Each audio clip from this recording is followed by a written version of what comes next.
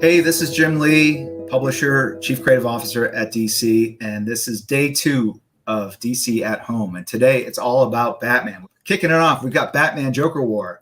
This is led by Batman group editor Ben Abernathy, who's talking to James Tynion IV, who's the writer of Batman. We've got other great creators like Dan Jurgens, Cecil Castellucci, Jorge Jimenez, and Brad Walker.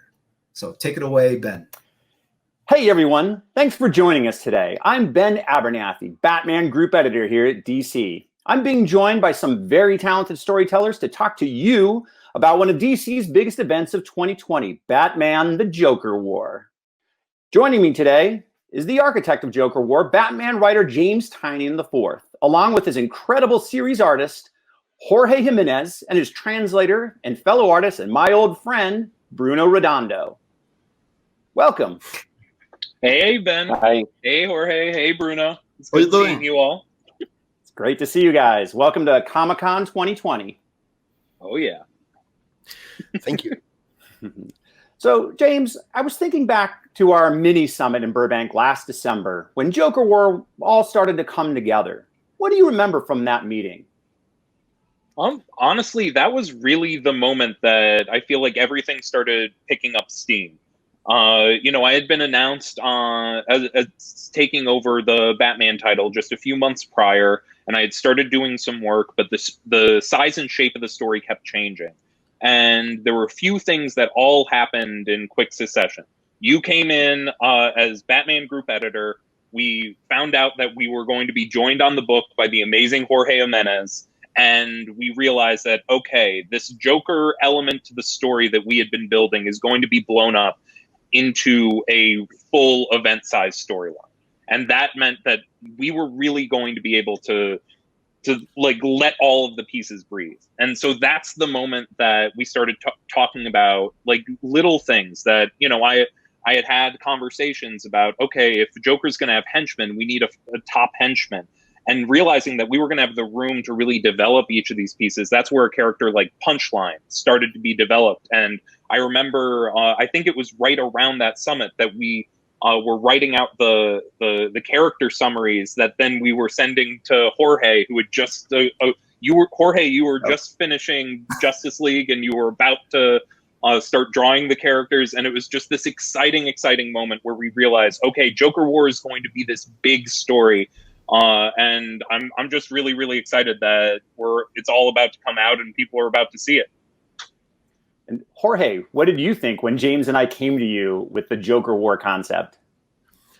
Bueno, lo primero que pensé fue gracias. Thank you so much, because, muchísimas gracias porque Batman es uno de mis personajes favoritos. Estaba haciendo en ese momento el Batman 90 y me dijo, ¿qué tal si vamos con Joker, con la guerra de Joker War? Y fue como, ¿cómo? Y un evento. Queremos hacer un evento grande en el que se líe y venga todo el mundo y tengamos diseños de personajes nuevos. Y para mí todo eso sonaba como genial. Entonces estoy muy agradecido y además confío mucho en James, porque James ha trabajado muchísimo con Batman y además me encanta como guionista. Entonces todo era perfecto. ¿Bruno?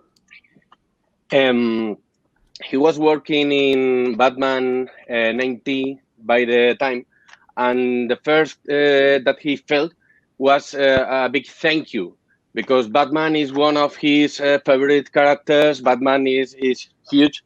So when you came to him about a big event with Batman, with a big Joker War, he felt he could be his great moment about a big character. So big excitement and a long answer. It's perfect. And it's amazing. Now joining us is the current Detective Comics artist, Brad Walker. Hey, Brad. Hey, how is everybody? Good. Doing good. Talking Joker War. So, Brad, your arc on Detective has helped flesh out the Joker's preparations for war. Can you tell us a little bit about that setup? Yeah, we'd already started a big Two-Face arc that we had talked about in sort of broad strokes, and it was probably a little more intimate originally. And as things started to ramp up for Joker War and James's plan started to build, I think everybody sort of saw an opportunity to bring other books into the mix and make the event feel bigger. And as Pete and I discussed the story more, we started to see areas in the Two-Face story that could be helped by including Joker anyway. And I hadn't gotten to draw Joker really, maybe a little bit in some previous issues in Flashback, but the idea of putting him in there in sort of a master planner kind of role that would facilitate the things that James wanted to do was sort of just a perfect opportunity and made our story feel bigger and more epic. And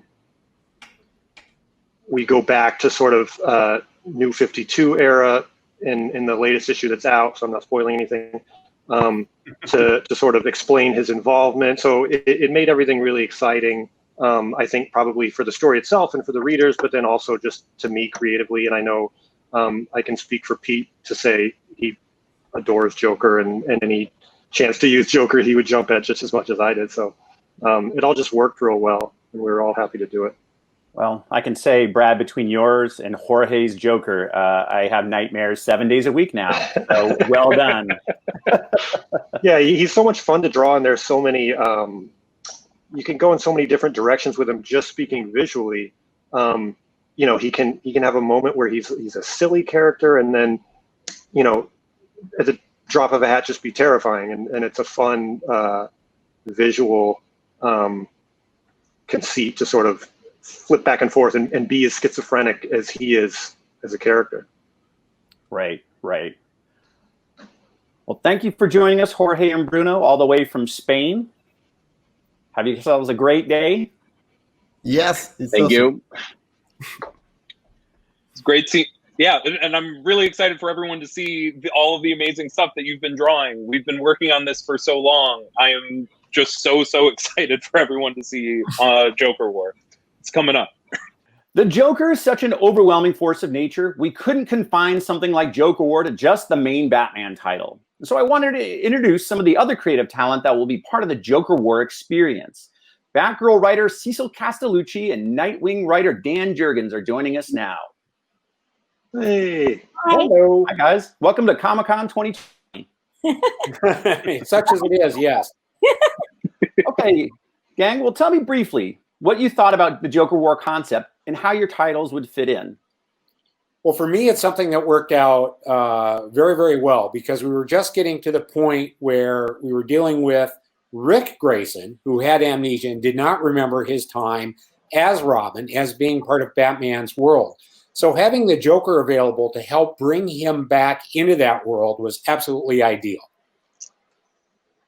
Yeah, it timed out and worked really well with that storyline. Now, Cecil, how about you with Batgirl?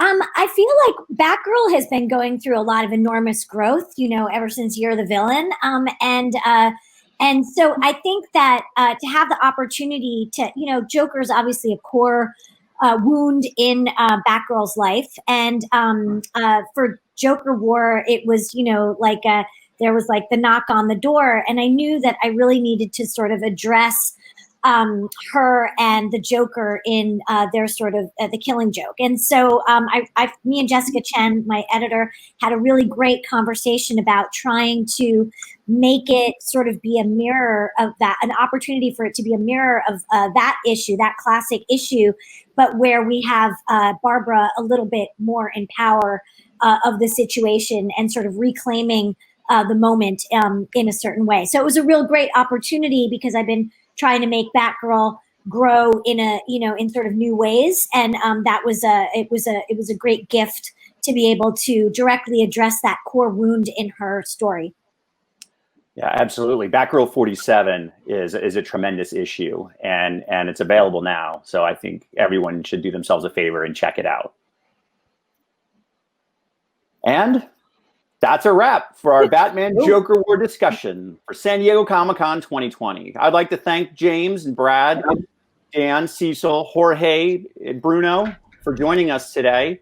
It was a blast to see all of you. I think that once people get their hands on all these relevant issues, I think they'll be just completely blown away. So we thank you for tuning in. And remember, Joker War began earlier this week. So be sure to pick up a copy of Batman 95 immediately. Thanks, everyone. Thanks, everyone. Hey, Ben, ¿puedo decir algo? Can I say something? Sure, please.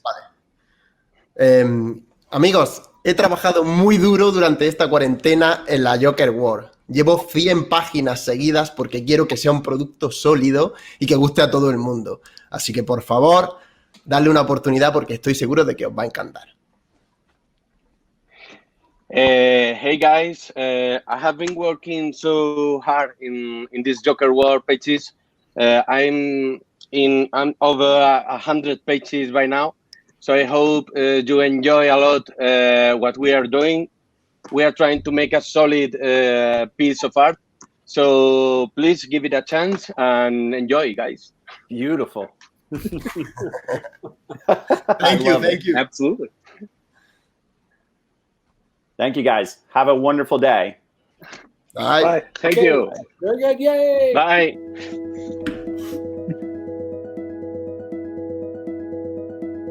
Next up, we have Dark Knight's Death Metal. This is the follow-up to the super successful Dark Knight's Metal series. We've got the same amazing creative team, got legendary writer Scott Snyder and superstar artist Greg Capullo.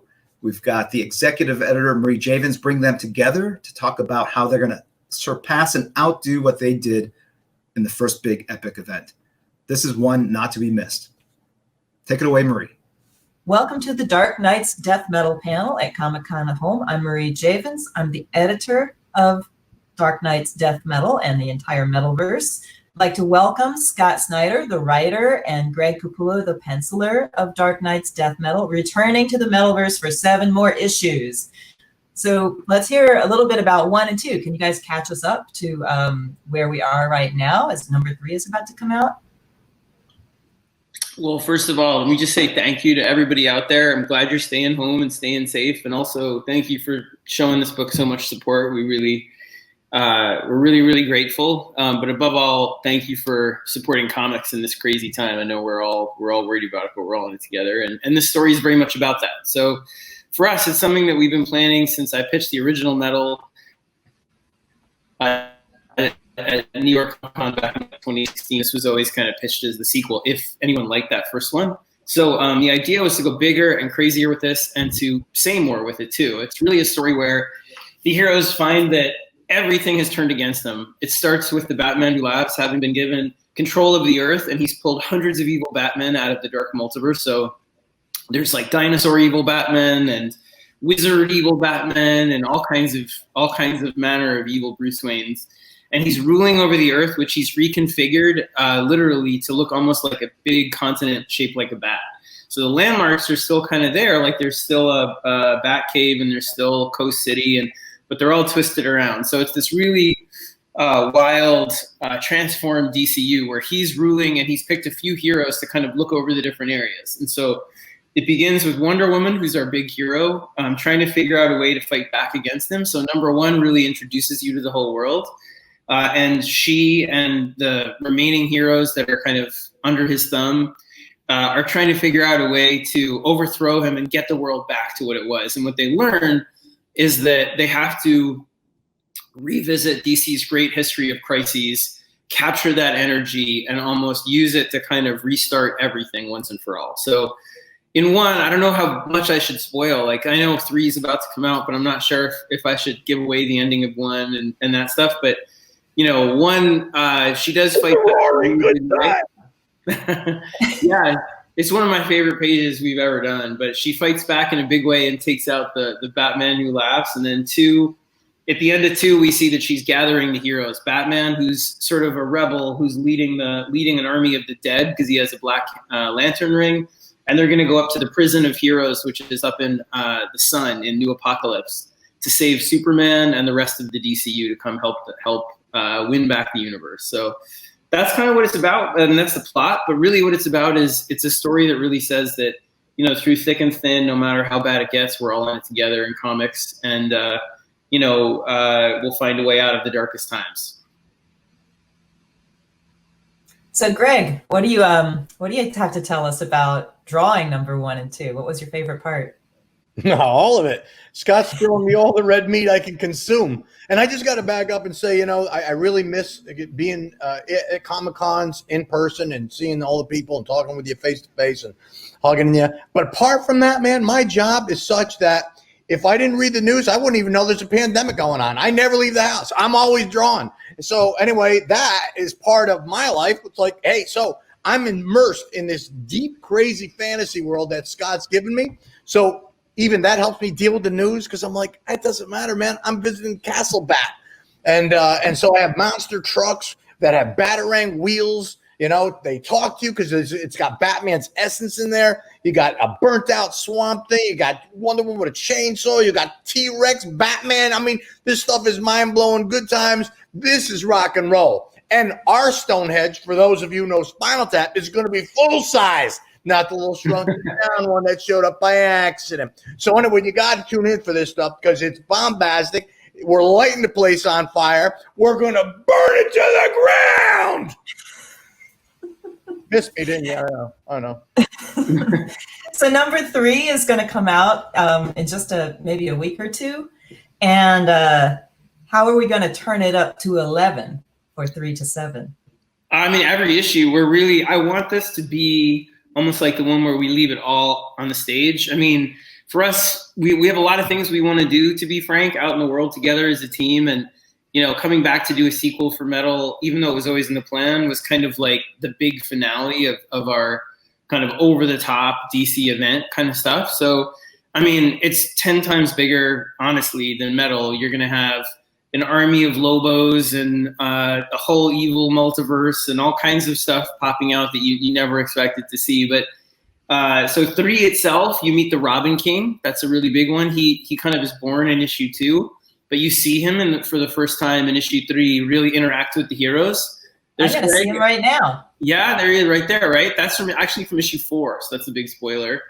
There he is, and he's holding somebody's severed head also. So without giving here it comes. Oh, my, that's nasty. That's the embodiment of 2020 right there. That anyway, is single panel of 2020, right?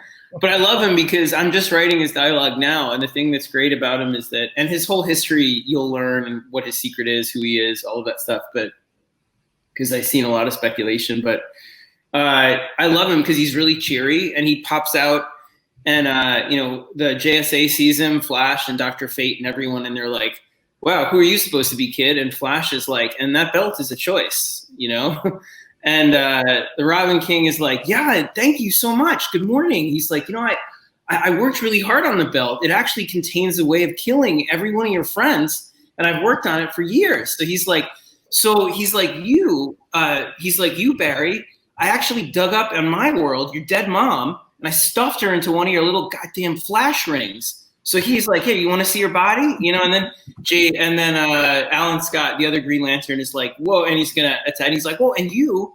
He's like, on my world, I hunted down both your children and I cremated them and I made this composite out of their ashes and then I powered it with a black thing. So it cancels out your powers and I can beat you to death with it. And he's like this 10-year-old kid. So he's very evil. He's definitely one of our darkest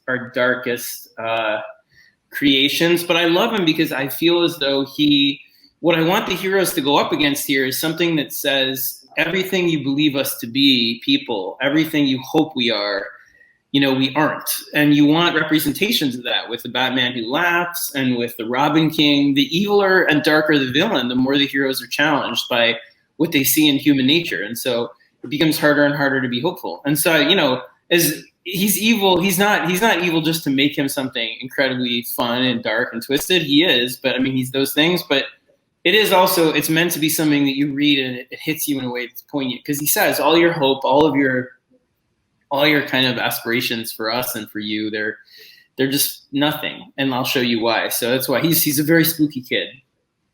Is this even over the top for you guys? At this point, like you got Robin King, Castle Bat, Army of Lobos. even if you guys are ready for this, because we've been living it every day, are the fans ready for this? Listen, I just got to tell you right now, I was excited when I got to draw Lobo et al. This is a spoiler for me. I did not know that an army of Lobos is coming my way. I don't know how to cope. I don't know how to cope. Oh my God, it's too awesome. So listen, if I'm reacting like that, how do you think fans are going to react? My God, an army of Lobos. I think I died and went to heaven. Oh my God, I hope I don't get coronavirus. Anyway, yeah, no, but listen, let me get this back. Again, there's 2020, the embodiment of 2020 right there. That's how we all feel, right? But it'll be over soon. It'll be over soon, we hope. Anyway, I'm just going to be fixating on Army of Lobos probably for the rest of today. That's just one small thing. Wait till you see. I'm telling you, the finale of Death Metal, it comes with like 6 and 7. It was one of the other things I should talk about, honestly, for a sec, is that it's a tribute to DC's history. And what I really want is for everybody that's ever been a fan, whether you're picking this book up as your very first comic, you're a fan, or if you've read for, 60, 70 years, 80 years, I want you to feel rewarded for your dedication to these characters and to what they stand for, and to all the great stories that have come before. So it builds on a lot of different DC events, from Crisis on Infinite Earths to Infinite Crisis, Final Crisis, but also 0 Hour, all kinds of things. Doomsday Clock plays a big role in it. We want it to feel connective, and we want the message to really resonate that way, where it's almost like every story matters. The whole history of the DCU matters. Everything's in play to say, what do we stand for and what do we want to be going into 2021? So for us, it really is kind of it's a crescendo. And as much as it's bonkers and over the top, and it's done in a way that really speaks to our priorities and the way Greg and I and John and FCO really love to work and kind of go full blown, it is also a love letter to the DCU and to you guys, in a way of saying thank you for all the love that you've shown us, but also the love you've shown these characters that mean so much to us as well. So yeah, it's a big event. It has big impact, big repercussions, all that stuff. So I hope you guys enjoy the way it goes. So yeah, Army of Lobos is one thing, but it's like, what do you see? There's a lot I haven't told Greg yet, but I want to surprise him. Can I show the flashes running? Yeah. Yeah. All right, then. Let's see here. We got, okay, opposite direction. There we go. This is us racing in to the year where we have a vaccine and when the coronavirus is behind us, so we can return to our fun. Run!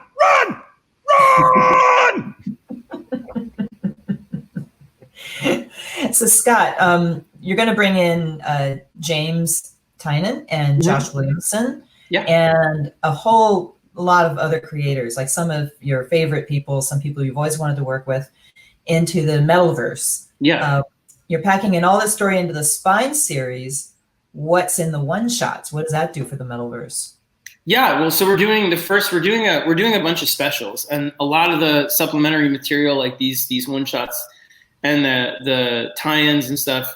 We're trying to do what we did with Metal, where I think one of the reasons people responded as well as they did to it was that we wanted to make everything pretty essential. We didn't want you to have to buy like 80 books to get the story, and yet everything is really modular. So, if you buy the specials, it will definitely enrich your experience. But if you don't, you can read Metal straight through as Metal, just me and Greg and the team. But they're really fun, and we wanted to make sure that you're getting more than your money's worth for each one. So the first two that come out after issue 2 are a guide to the Metalverse, which gives you essentially a grand tour of the DCU as it stands now, with a mysterious guide who's a big surprise as well. And it tells you how the world became what it is. And we've got incredible creators lined up on that, from Becky Cloonan to Chip Zdarsky, just up and down, just great lineup. And then we have also a guide to the evil Batman, a Dark Knight's guide. So you get everything from like the Batman Who Laughs lives in a living evil Batman castle that changes, like one of those Escher drawings and stuff like that, and contains secret rooms and everything. And so that it has the history of him, it has the history of the dinosaur Batman, has the history of an evil baby Batman. So there's a ton of fun people in that book as well, from everyone from Marguerite Bennett and Jamal Igle to Garth Ennis, right? And so it's like, it's a super star-studded thing. Daniel Warren Johnson does the evil monster truck Batman Transformers world, so I'm very excited about that one too. So yeah, we're really and Chris Priest also, we're thrilled, is doing a story in there that is a good one. So for us, it really is something that we wanted to have it be a celebration of talent throughout the DCU, and to try and bring in people that would just kind of, make the roster shine in terms of our Dark Knights. So we all call them our Dark Knights, all of them. And then, so those are the first two. And then as the story goes, after issue 3 in August, when we hit September, we're going to do a bunch more. So we haven't officially announced those yet, right? We haven't, have we? We have not, right? So I can't go too far. Yeah, I was about to spoil a lot of them, but I will not. But I'll say that we have more great talent coming then. Again, it's been very fluid about how much we're going to do. So it might even expand. We're not sure. But ultimately, what we're trying to do is make sure that every piece of this book and this event is worth more than your money. And it's something that feels packed with good story, good art, creators that excite you, all that kind of stuff. So, we're really proud of it. We feel like you guys rewarded us for trying to keep those priorities in metal. And with this one, we want to make sure that we're really doubling down on that. Yeah. So bringing it back to the Spine series, to death metal itself, I don't want to spoil things, so I'm not sure how you're going to answer this, but Greg, what was your response when Scott said, will you draw a Dr. Manhattan getting a brain transplant? At this point, anything that comes from, it surprises me, but it doesn't surprise me. He's proven himself to be quite insane, deranged, and a bit evil. So, it's just like, it's more Scott giving me all crazy stuff. No, Scott has a very deep toy box, and he seems to really have his finger on the pulse of what he knows fans really want, because, sometimes I don't know, right? Especially I don't know the DCU as well as Scott does. And then when I will tease something and the fan reaction to what Scott has presented, you go, wow, he really knows just how to push their buttons of what they're going to want. So the Manhattan thing is definitely one of those buttons. I saw everybody going, oh my God, as soon as I teased a little bit of an image. So Scott is a lot of fun to work with. And so my reaction's always the same. It's like the reason I got into comics and love comics from a little boy is because of that excitement that just makes you go, wow. And Scott always hands me scripts that have stuff that's going to make me go, wow. I always say, and I'm going to blow his head up a little bit, I'm sure, but that's okay. He deserves it sometimes. I've been doing this for a very long time now, longer than some of our fans have probably been alive. And for Scott to hand me scripts that excite me, if it can do that to me, who I'm kind of a little bit jaded, right, after so many years of doing it, then I just know that if it's exciting me, who's kind of got a callus, then fans are just gonna light up with delight and excitement when they see the stuff he's handing me. So it's all a marvelous ride. I would just say that knowing what your abilities are, like I wouldn't think of so much of the crazy stuff if I didn't get excited thinking about you drawing it. So I'm like, you know what, I bet Greg would draw really well, like a Joker head in a jar that's on a robot suit was a thing. And then you're like, yeah. Or a giant monster bat motorcycle. It's made out of the bone, like that. Well, sometimes I got to tell you a quick aside, right? So Todd McFarlane and we stayed close, even though I don't work on Spawn anymore. And every once in a while, I'll bitch about Scott, what he's doing to me as far as labor-intensive stuff he's throwing at me. And I'll be look at this kid, what he's doing to me, trying to kill me. And try to go, well, to be fair, I'm not in my Todd mode. I won't try and imitate him right now, but he says, if I had an artist like you, I'd be doing the same thing. I'm like, I can't even find an ally. So I'd be torturing you too, Greg. Thanks, guys. Thanks, Greg. Thanks, Scott. We're going to wrap it up now. Thank you. Can I say one quick thing? Can we also just throw it back to you, Marie, also and just say thank you to you? Because honestly, Marie has been our rock queen from the beginning with this thing. And holding so many different creators together, holding the whole story together, amazing advice, amazing friend. Just thank you for everything as well. Because you are welcome. You're a manager, like our like I'm the roadie. I got to keep it all together. Thanks, guys. Yeah. Thank you. Bye.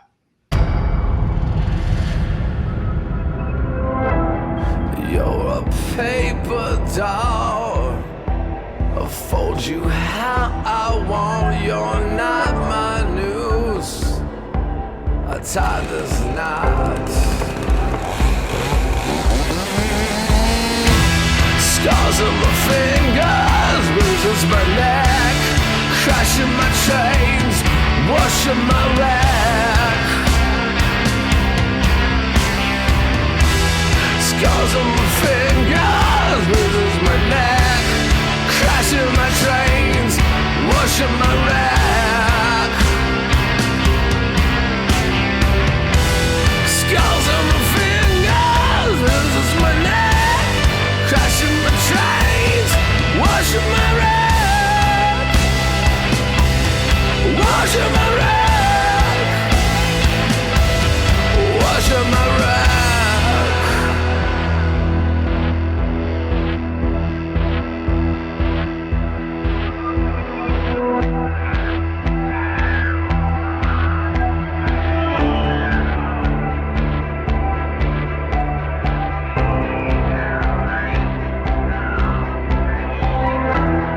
Cut the hands off, kamikaze into your soul. Kamikaze into your soul.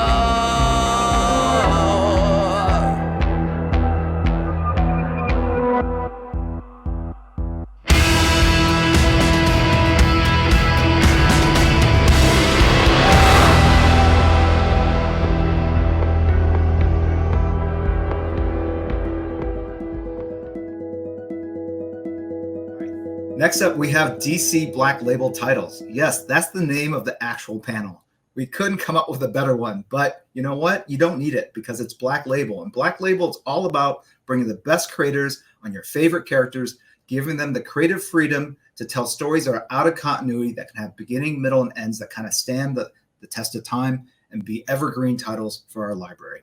Speaking of libraries, we have the lead of this panel, our librarian and archivist, Benjamin LeClaire, and he's going to chat up Sean Gordon Murphy, Katana Collins, Daniel Warren Johnson, and Cami Garcia about all their cool upcoming Black Label titles. So take it away, Benjamin.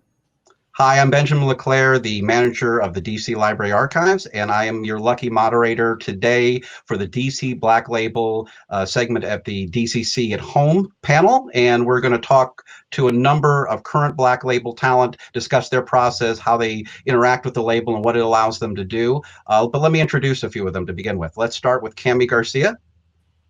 Hi. Hi, Cami. Good to see you again. Nice to see you too. Now, Cami has written, you may know her from our YA Raven book, but she has been writing a really exciting, interesting perspective of the Joker-Harley relationship, and Harley's background is called Joker-Harley Criminal Sanity. Yep. And that's still going. How many more issues do we have for that? I think issue 4 is out, and then we have a special issue, and it goes to 8 issues. Fantastic. So this is something you want to check out. But let me introduce the rest of our panel. We have Sean Murphy and Katana Collins from their home. Hey. Hi, folks.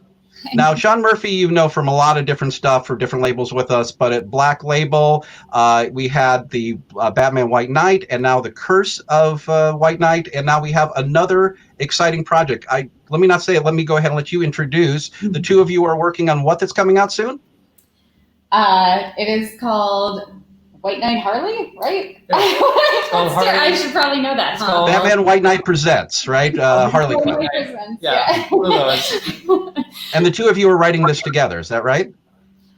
Yeah, you've been more plotting. Yeah. Like you've helped with plotting, and I'm the writer on it. I'm the producer, and I do the easy job, and then she has to actually write the damn thing down. So she's the actual writer. You created the White Knight universe, and now she's going to just take that ball and run with it. Yep. That's the goal. Yeah.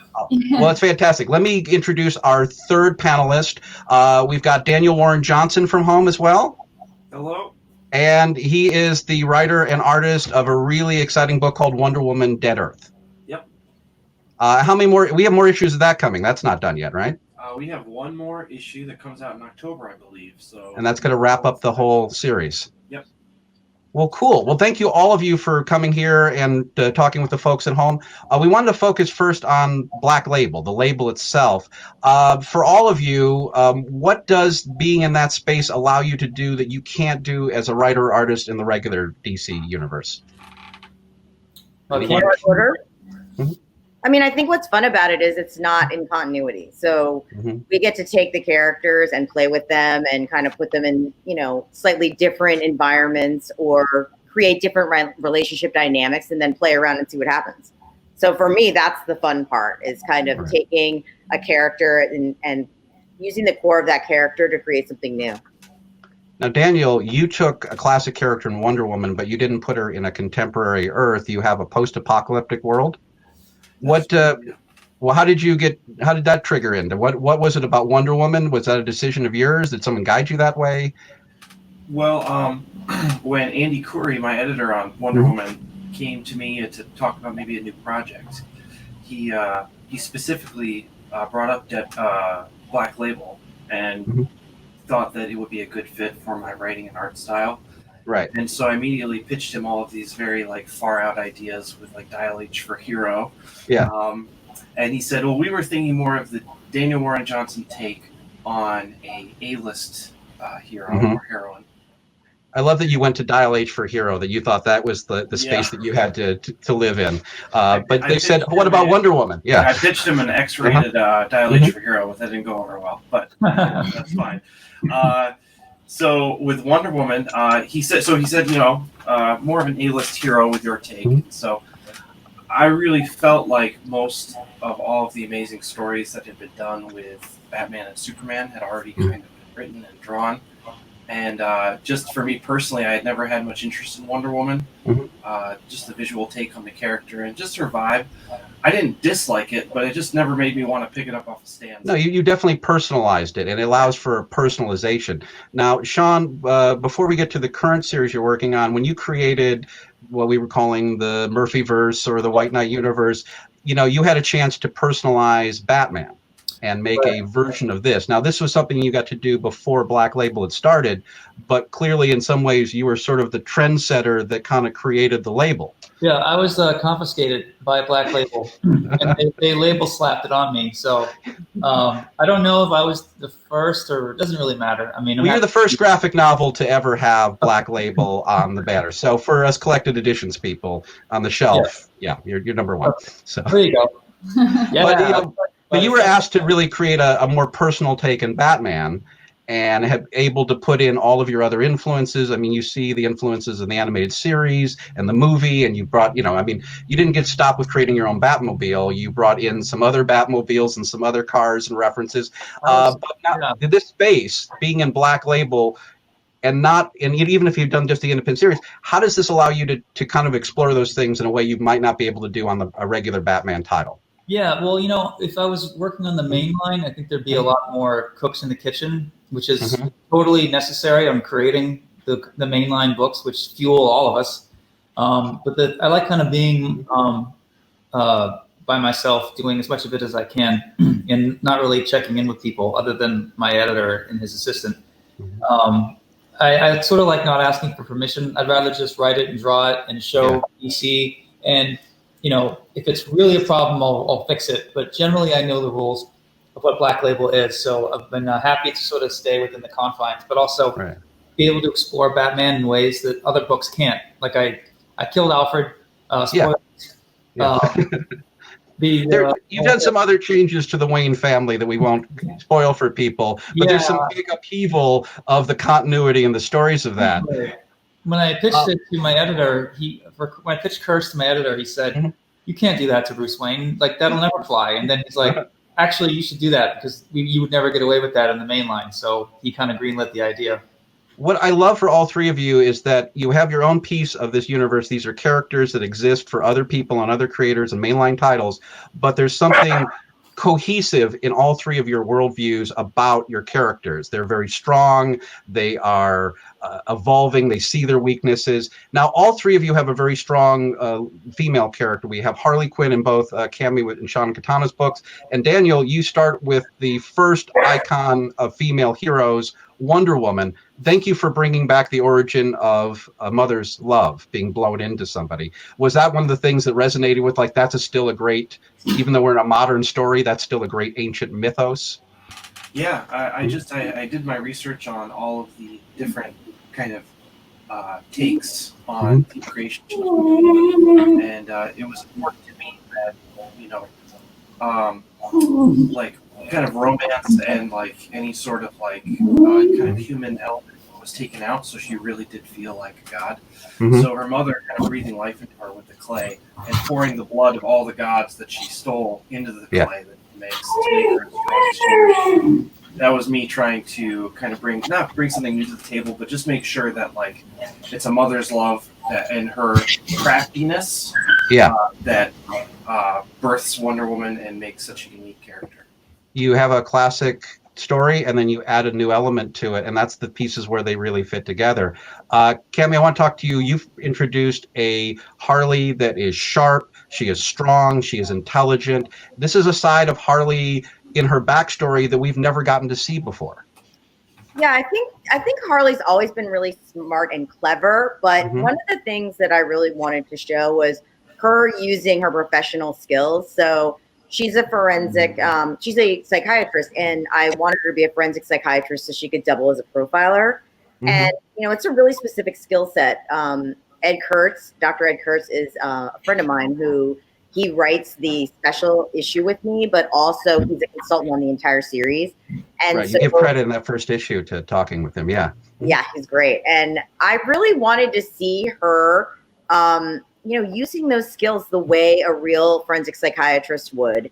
And so she is kind of moonlighting at the GCPD with Gordon as a profiler and consultant for the GCPD on their toughest cases.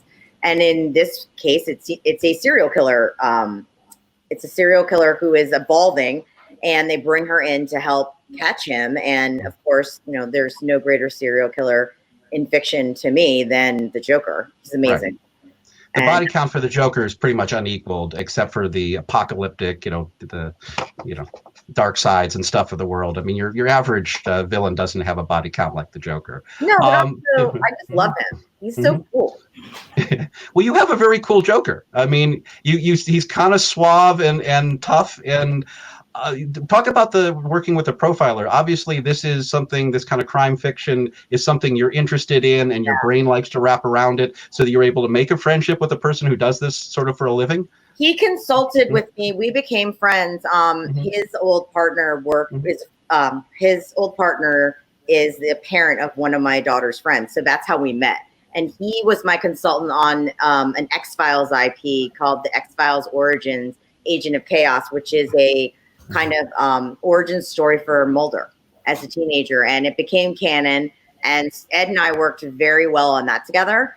And so when I started playing around with this idea, and I talked to him about how I wanted to write Harley, but I really wanted to give her due. And instead of Harley and Joker falling in love, what I really wanted to do was Harley hunting Joker. Because, you know, he's such an amazing character. And if you're not going to do Batman, you need him to have a worthy adversary. And I knew that if she was written as a forensic psychiatrist and profiler with Ed's skill set, she would be like the kind of person you do not want hunting for you. No, and that comes across. Her competence has never been stronger.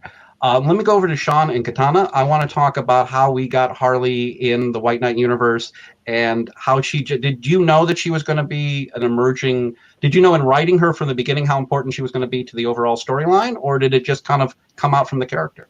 Yeah, I knew I wanted Harley Quinn to be the White Knight in a way. Like, she sets everything up. She knows Joker and Batman so well that she creates conditions where she's sort of pulling the strings on everybody. And it's not really revealed until the final issue where she admits to Batman, and he kind of figures it out. He's like, you did all of this, didn't you? Like, you were there at the beginning, you set up the pills. Yeah. You told Joker about them. You were guiding him all the way. Like, why did you do this? And she said, like, well, I think you and Joker had a lot to learn about each other. And before you can condemn him, I feel like you at least should get to know Jack Napier, who was a different personality that only she really knew about.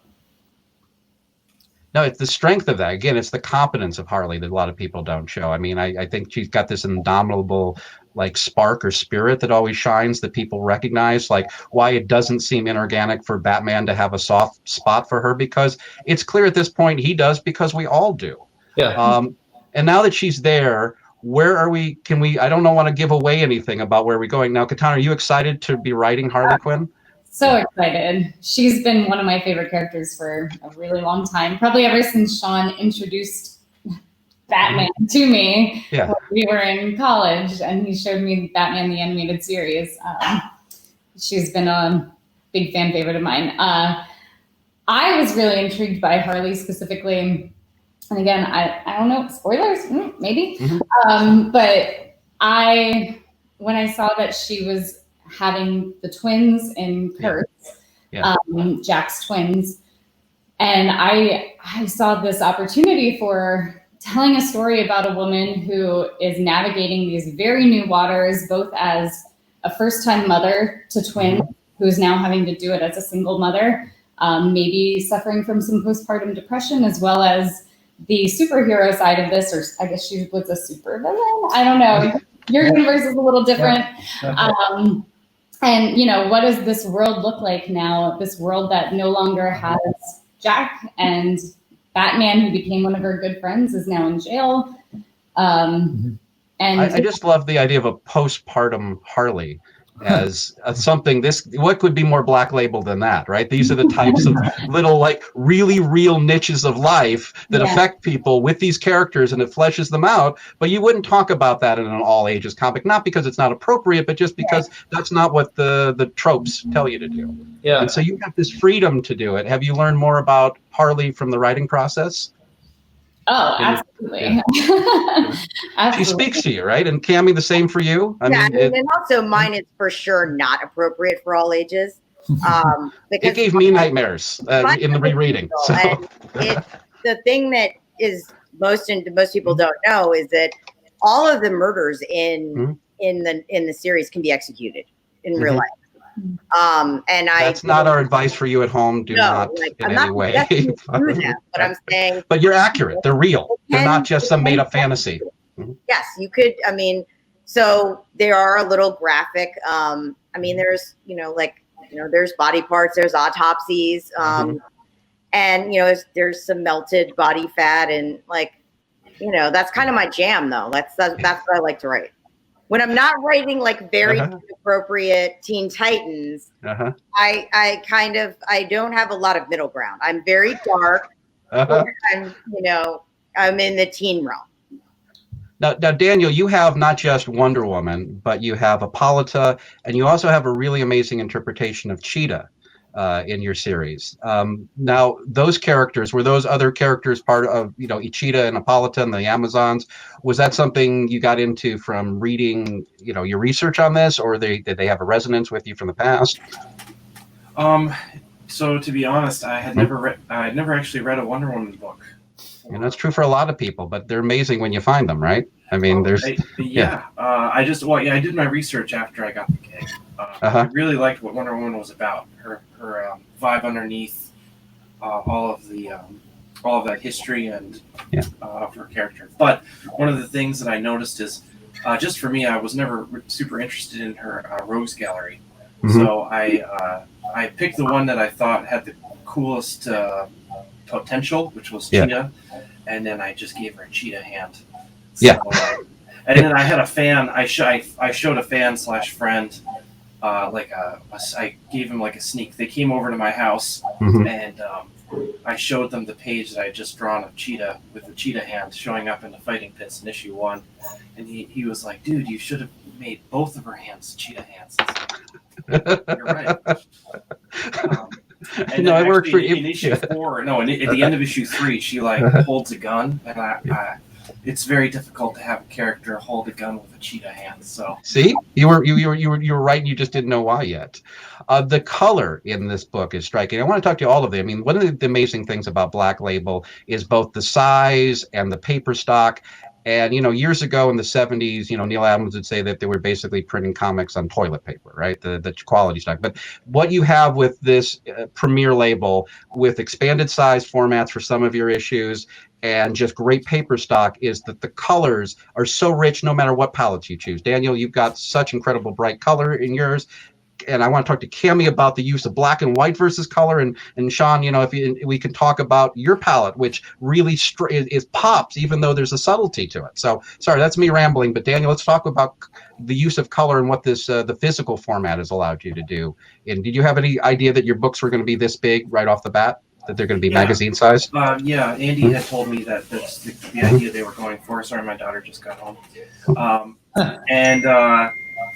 I was totally okay with that. It only took a few pages for me to get used to it. It's more or less the same thing as like, regular comic size as far as the working process is concerned. And as far as the color, my colorist, Mike Spicer, he's been fantastic. He's been on all of my projects, Extremity and Murder Falcon. He did great there, and so we made sure to bring him. I made it a deal breaker. I was like, Mike comes with me, but don't do the book. Excellent. Well, you really were well served from it. Unfortunately, we're going to be running out of time in the panel. Anyone else have any last thoughts about Black Label or your books that you want to give to the folks at home? I just wanted to mention Matteo Scalera is actually drawing ours, and he's doing an incredible job. It's almost like an animated version of Harley by like Don Bluth or something like that. And coloring him, we have Dave Stewart. Yeah, we got two just like rock star artists to tackle this, so we're really excited about that. And Cami, we should give a shout out to your amazing artists. My guys and gals. So Nico Sion and Jason Badauer are the artists, and then Annette Kwok does the color, and she's insane. And in the one shot in the Secret Files, David Mack also does interiors. Oh wow! Okay. And he's doing the main cover for the Secret Files, which gives you a real insight kind of into Joker and Harley. But the cool thing is, honestly, they're my co-creators. Miko has been on this from the very beginning, and he helped design, this version of Joker and Harley from the ground up, which was awesome. And you have let me just get that last question. Did you know you're going to have that flip where black and white was going to be contemporary and the color would be the flashback? I kind of found Miko even before they sent me. They were already sending me his his portfolio. And what I noticed is he did all these old style black and white covers for Marvel, which I loved. And he also did a series, Werewolf by Night, which were the pencils that I picked him based on, because it's raw. And I just said to Jim Lee, it's such a shame, like we're going to color over his pencils. And Jim was like, well, we don't have to. And he said, thank you. This is what happens when you have artists in charge of things. They make choices like that. Like, no, it's done. Ask him what he thinks. And Nico's like, I don't do my own color. He's like, I would love to just do, grayscale. And so everything from Harley's POV that she's seeing in real time is in grayscale. And then the past or cutaways to Joker in color. Which is just such a flip from convention. So again, I want to thank all of you for the work that you're doing. As a reader who has to read lots of comic books, which is not a punishment, I just want to say that all of them are striking. And I love what you're doing with the Black Label. So keep pushing those boundaries of making these comics interesting, cutting edge, and contemporary so the new audience can enjoy them. But really just keep doing what you're doing. Thanks. Thank you. Bye, guys.